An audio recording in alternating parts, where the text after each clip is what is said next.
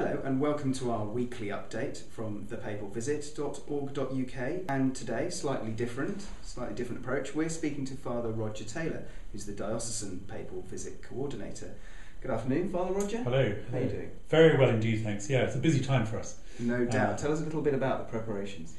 Well, basically we have to get the names of everybody who wants to come, and as you can imagine, that's a pretty amazing kind of task. There are 80,000 expected at Hyde Park, as you know, 15,000 plus from this diocese, and 65,000 due at Cofton Park in Birmingham, about 4,000 of those from this diocese. So it's a big job to be done to sort of gather all the names and distribute all the places. Yeah, so it's quite a task. It's been absorbing. Let's put it that way.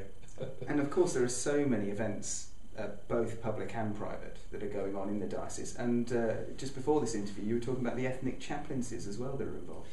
Yes, we've got a great number of ethnic chaplaincies in this diocese. It's part of the richness of the church in Westminster, of course. So we've about 50 of those. Lithuania, Ukraine, Congo, Vietnam, I mean, you name it. So each of those, it's very important that each of those chaplaincies is also represented on the day. So it's been great, actually. I'm meeting some of these people for the first time, so it's been a wonderful experience, actually. Excellent. Well, you've got the non-public events, the education event in Twickenham at St Mary's, yeah. And then you have, of course, the civic event, Westminster Hall, in Westminster, and, of course, as well, the cathedral too. But you also, I suppose, most of your work is taken up with the events in Cofton Park and Hyde Park, isn't it? Yes, we're really dealing with the major public participation events. The great prayer vigil in Hyde Park, which is going to be a wonderful occasion, I think, for all of London, I hope, and the beatification in Cofton Park of Cardinal Newman. So those are the two events we're focusing on. Yeah.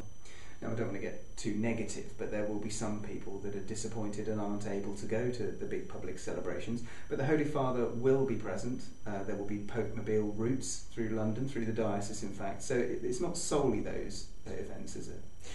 No, I do hope that a lot of people will be able to see him en route, as it were. There'll be 80,000 sounds like a lot of people, but you know, there'll be many, many more who can't get a ticket for the events. So I do hope there'll be a real opportunity for people to express their enthusiasm for Pope Benedict and their love for him and their respect for him. And of course there'll be wide media coverage too through television. So there'll be a lot of people who perhaps can't get there for all sorts of reasons. But I hope that they'll be able to participate in whatever way they can. And looking at those frequently asked or emailed questions that you get, I presume you frequently get the question about, can I turn up as an individual? Can I just turn up on the day, that sort of thing? Yes, it just won't be possible. Apart from anything else, I think the events will be full. And obviously there are, you know, if we're allowed to have 80,000 people in the park, that's all we can have. So there'll be kind of difficulties with, you know, health and safety and whatever if everybody wants to, you know, to get in. So you will have to have a ticket in advance, and those you can get through your parish or through your ethnic chaplaincy. So that's the route by which they're being distributed. I think it's probably a good time to reiterate that we will be streaming all of this on the papalvisit.org.uk, all the events. So if you can't physically be there, we'll certainly be bringing that online. Now, I'd like to finish with a quick word on Cardinal Newman. Yeah. One of the principal reasons for the Holy Father coming over to beatify Cardinal Newman, make him a blessed. That's the last day in Cofton Park, as we've mentioned. We're in the delightful surroundings of Allen Hall, the Diocese Seminary. Is Cardinal Newman a man, academically or otherwise, that inspires you? I think he'd be a real model for a lot of priests. He's often thought of perhaps as being just an intellectual, just an academic. But one shouldn't forget the many thousands of people, ordinary people of Birmingham, who lined the route for his funeral.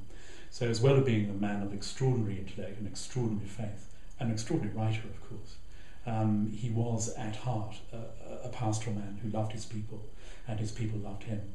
And I think right at the heart of the charism really for a parish priest in a diocese is this pastoral heart, the love for your people. You have to want to be a pastor, you have to want to be a shepherd to your people. And I think it's very clear that is something that Cardinal Newman could be a model for all of us priests. It's interesting hearing you say that, because that's how I view the Holy Father himself, Pope Benedict.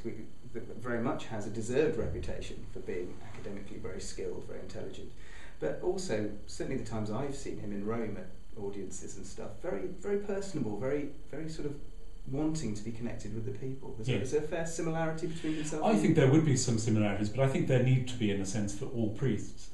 We need to have a sound intellectual understanding of our faith. We need to understand that our faith is grounded in reason. And so, of course, this whole dialogue between faith and reason, which is something the Holy Father has been very much involved in, and is a debate he very much wants to push forward. I think that would be an important, an important model for priests. We need to understand our faith. We need to be able to answer the difficult questions that people ask us. We need to have that balance between being people who understand our faith, have a sound intellectual and academic basis on which our faith is grounded, be people of faith, of course, very important, but right at the heart of it is this idea of having a pastoral heart, of really loving your people. Well, that's an excellent way to end, I think. So thanks very much for your time, and I hope you yourself get a little bit of space after all these. Thank you very much. Thank you. Thank you.